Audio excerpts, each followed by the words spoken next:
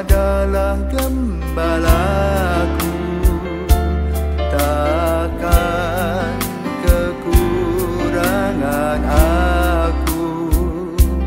Ia membaringkan aku di padang berumput hijau.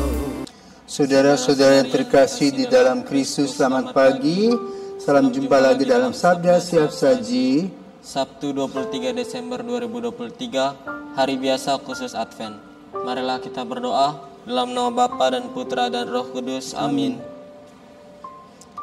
Allah Bapa Maha Penyayang, Engkau mengumpulkan kami di sini untuk mengenal jalan dan kebenaran-Mu. Datangkanlah segala utusan-Mu dalam diri Yesus Kristus yang sangat kami rindukan, sebab Dialah Tuhan pengantara kami yang bersama dengan Dikau dalam persatuan Roh Kudus, hidup dan berkuasa Allah sepanjang segala masa. Amin. Tuhan bersamamu Dan bersama rohmu. Inilah Injil Yesus Kristus menurut Lukas. Muliakanlah Tuhan. Lukas bab 1 ayat 57 sampai dengan 66. Genaplah bulannya bagi Elisabet untuk bersalin, dan ia melahirkan seorang anak laki-laki. Ketika para tetangga serta anak-anak saudaranya mendengar bahwa Tuhan telah menunjukkan rahmat-Nya yang begitu besar kepada Elisabet, bersukacitalah mereka bersama-sama dengan dia. Maka datanglah mereka pada hari yang ke-8 untuk menyunatkan anak itu, dan mereka hendak menamai dia Zakaria menurut nama bapaknya. Tetapi Elisabet, ibunya, berkata, "Jangan, ia harus dinamai Yohanes." Kata mereka kepadanya, "Tidak ada di antara sanak saudaramu yang bernama demikian." Lalu mereka memberi isyarat kepada bapaknya untuk bertanya nama apa yang hendak diberikannya kepada anak itu. Zakaria meminta batu tulis, lalu menuliskan kata-kata ini, "Namanya adalah Yohanes." Dan mereka pun heran semuanya. Seketika itu juga terbukalah mulut Zakaria, dan terlepaslah ikatan lidahnya. Lalu ia berkata-kata dan memuji Allah. Maka ketakutanlah semua orang yang tinggal di sekitarnya, dan segala peristiwa itu menjadi buah tutur di seluruh pegunungan Yudea. Semua orang yang mendengarnya merenungkannya dan berkata, "Menjadi apakah anak ini nanti, sebab tangan Tuhan menyertai dia." Demikianlah sabda Tuhan. Terpujilah Kristus. Selamat pagi Romo. Selamat pagi David. Sebenarnya tadi dalam Injil itu kan diceritakan tentang kelahiran Yohanes Pembaptis. Nah Romo, sebenarnya Yohanes Pembaptis ini siapa sih Romo? Oke, David, kamu punya adik? Punya Romo. Siapa? Ada dua, Robert sama Samuel. Robert sama Samuel. Punya tetangga juga? Ya. Tetangga punya anak juga? Ya. Setiap keluarga itu sibuk memperhatikan anak-anaknya. Ya. Maka kelahiran anak-anak ini merupakan hadiah yang terindah yang dialami oleh suatu keluarga. Terutama ketika keluarga itu lama menunggu kehadiran anak. Jadi anak yang dikandung itu adalah anak yang dirindukan. Berbeda dengan anak-anak muda yang iseng-iseng hamil. Lalu yang laki-laki tidak mau tanggung jawab.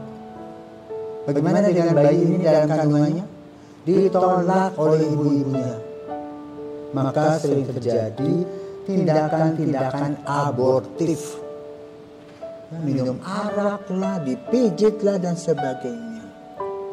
Ya. Sehingga kalau anak itu lahir cacat, ya, atau luka batin yang berat karena sejak di kandungan, dia terus tidak diterima oleh kedua belah pihak. Sang ibu minta pertanggungjawaban dari sang ayah, tapi sang ayah tidak mau. Lalu mereka saling mengumpat, saling memaki-maki. Pokoknya dengan kata lain, surga tidak ada bagi anak itu. Yang adalah neraka. Kehadirannya sudah dipersoalkan. Berbeda dengan Yohanes Pembaptis. Yang sudah kita kasih, selamat pagi. Pagi ini kita akan mendengarkan kisah cinta Allah kepada Elisabet dan Zakaria yang menurut logika secara biologis itu nonsens. Tidak mungkin. Seorang wanita yang sudah menopause tidak akan mungkin hamil.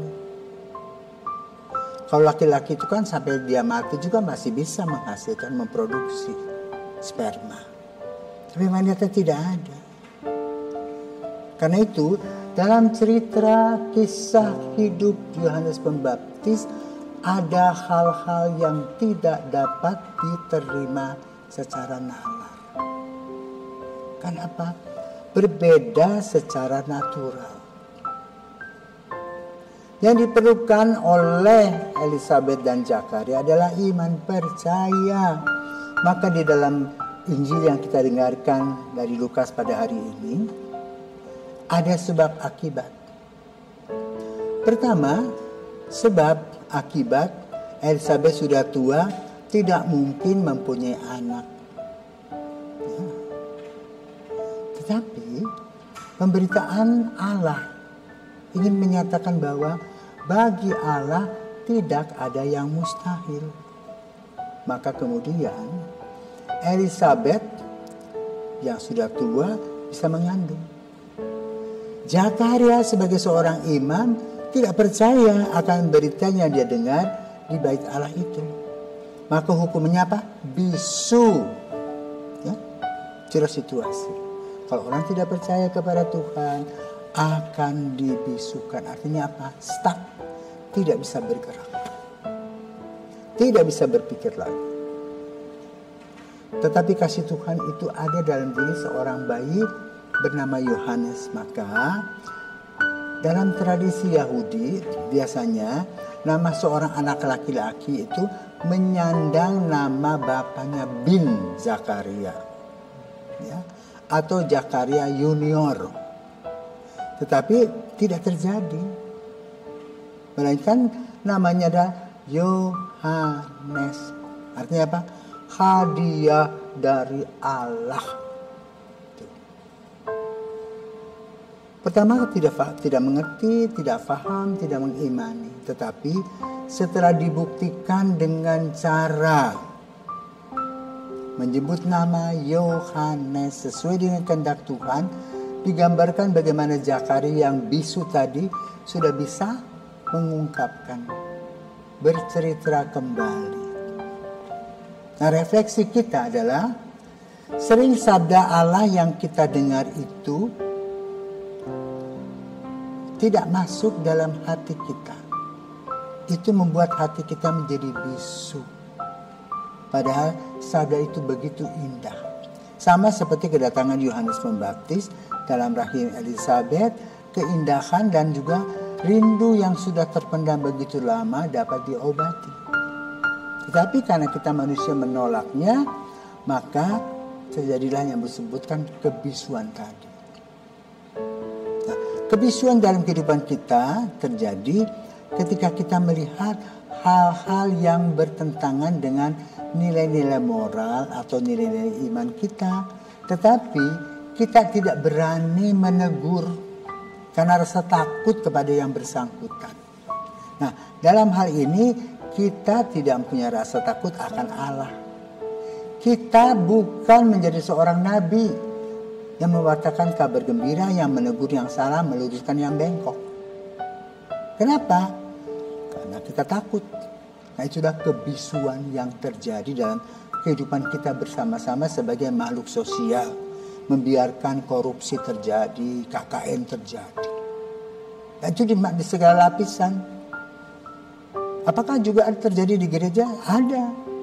Karena terdiri dari manusia daging. yang lupa. Elizabeth seorang pendoa, Zakaria seorang pendoa, doanya dikabulkan, dan ketika doa dikabulkan malah mereka menolak. Dan juga pesan bagi kita, kita setiap hari minta ini, minta itu, minta ini, minta itu. Ketika Tuhan kabulkan, baru kita memberontak. Kenapa? Kita punya motivasi tidak sepenuh hati. Kita mau yang kita enak, yang kita rasa nikmat untuk aku. Tetapi jarang kita berpikir rencana Allah yang harus terjadi dalam kehidupan kita. Maka melalui Yohanes Pembaptis kita belajar ya, bahwa Allah itu selalu berbuat baik, memberikan yang terbaik kepada kita. Hanya sikap kita lah yang cuek-cuek bebek semaunya. Tetapi jangan pikir bahwa karena kita tidak mau, lalu semua hal yang Tuhan kehendaki tidak terjadi. Kenapa? Siapa tak kita ini seperti sebutir pasir di pantai lah. Tidak ada arti di hadapan Allah. Tetapi Allah memberikan kepada kita nilai kasih-Nya.